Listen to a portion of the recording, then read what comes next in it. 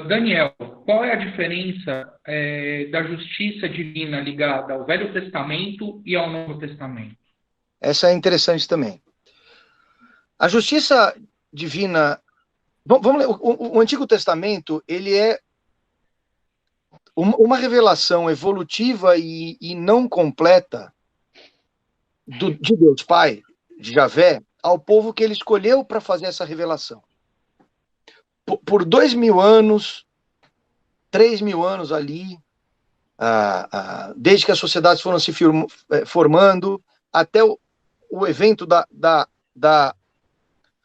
parceria de Deus com Abrão, e desde então o desenvolvimento do povo hebreu e da religião judaica.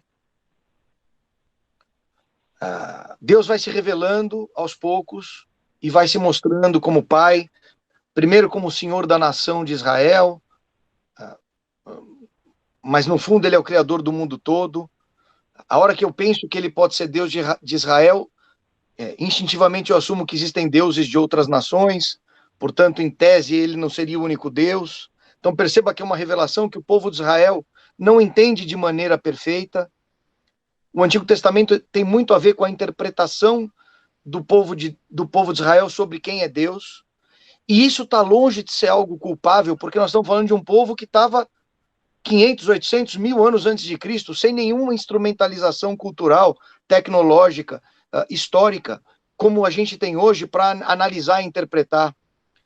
E o desenvolvimento científico era muito curto, portanto, nós estamos falando de uma revelação que era o que era possível no processo evolutivo da sociedade.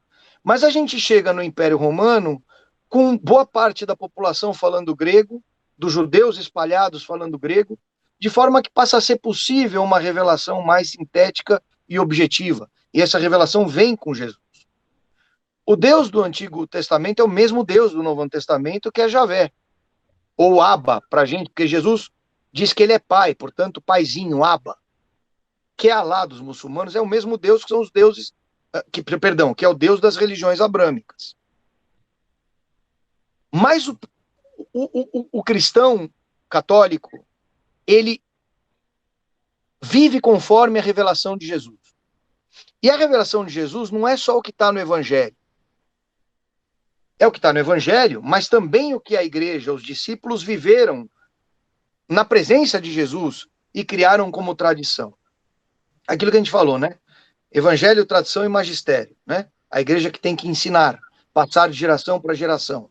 Por isso que nós estamos aí depois de 2.000 anos com a mesma coisa, né? Deus do Antigo Testamento, Cristo, tinha uma dinâmica de relação com o povo muito de toma lá da cá. Porque o povo de Israel, vamos lembrar que não acreditava na vida eterna. A grande maioria dos judeus, até muito perto de Daniel, de Jesus ali, de Macabeus, não tem essa discussão de vida eterna como algo vivo. Você tinha lá o Sheol, a zona do sono, para onde os mortos iam. Tal. É um pouquinho antes de Jesus, com os apocalípticos, com Daniel, etc., que começa a nascer esse conceito de vida eterna mais forte. Os saduceus, até tem passagem na Bíblia que mostra que essa parcela que era originária dos grandes sacerdotes não acreditava na vida eterna e tenta Jesus. Já os fariseus acreditavam, pelo menos parte deles. Mas é uma relação baseada no olho por olho, dente por dente. Portanto, eles pedem a intervenção de Javé contra os inimigos. Você vai ver nos Salmos, nos chamados Salmos Negros, que o povo pede para Deus arrebentar a cabeça do filho do inimigo nas rochas. Quer dizer, você está falando de uma ação punitiva terrena, porque o Deus para o judeu é o Deus que intervém naquela vida. O papel de Javé é intervir na vida de hoje. Quando Jesus vem, ele completa a lei, aperfeiçoa a lei na carne dele e faz a segunda aliança, a nova e eterna aliança, cancelando, no sentido de completar a aliança original com o povo judeu. E o povo de Deus, que era o povo de Israel, passa a ser o povo que segue Jesus. Portanto, a nova definição de povo de Deus é o povo que segue Jesus. Segue no sentido de fazer o que ele manda, seguir os seus mandamentos, viver conforme Jesus. por Cristo, com Cristo e em Cristo, como a gente diz em toda a missa. Então muda-se a aliança, muda o povo judeu.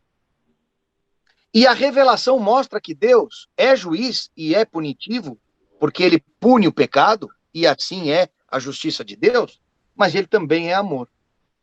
E o amor se caracteriza, acima de tudo, pelo perdão. Por isso Jesus fala, aquele que não perdoar o seu irmão, não receberá o perdão de Deus. Antes de acusar o seu irmão, tira a trava que está no seu olho. Porque se você não olha nem para o seu pecado, quanto mais olhar o pecado do seu irmão. Então é sempre essa dinâmica. Eu amo a Deus sobre todas as coisas, esse é o primeiro mandamento, mas o meu irmão, o meu próximo é um meio de salvação à medida que eu vivo em amor e em perdão com ele. Não amando ele antes de Deus, mas amando ele justamente porque ele é filho de Deus. E essa dinâmica que Jesus estabeleceu, pai, filho, que é ele, e os filhos adotivos que somos nós, pelo batismo e pela Eucaristia, vamos construindo e edificando o reino de Deus. Portanto, a grande passagem aí, Cris, é que Deus deixa de ser pura justiça e intervenção neste mundo para ser o Pai que nos recebe na vida eterna, se por Cristo chegarmos a Ele.